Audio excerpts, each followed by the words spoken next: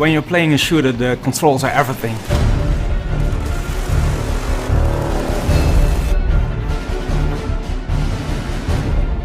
When we started working on Killzone 3, we first read through all the forums and the reviews to see what people liked about Killzone 2 and what they thought could be improved. The controls of Killzone 2 were a point that really divided the fans.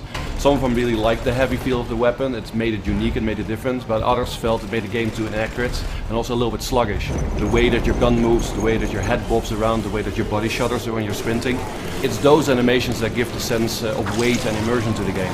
And we decided that whatever kind of changes we're going to make to the controls, we're not going to change that feeling of immersion. That became a challenging design task, not only keeping the heavy feel of the game, but also making it much more responsive. And I think in Killzone 3 we actually achieved exactly the right balance. What we did was take a really good look at the dead zones in the control scheme and fine-tune it to hell, basically. We came up with a system that we call brutal melee. We wanted to raise first-person melee to a whole new level. We wanted something really brutal, something right in your face, very up close and personal. So the new system will allow you to do all these painfully unfriendly things to enemy characters, like stabbing them in the eye, slicing their throat, bashing their heads against pillars. Very, very gratifying.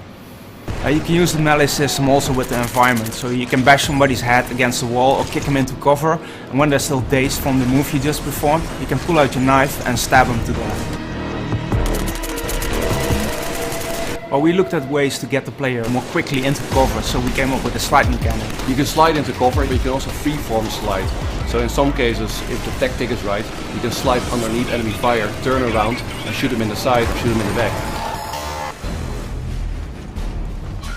Well, at the end of the day, Killzone 3 is a shooter, and a shooter isn't a shooter without some very heavy weapons that you can carry around.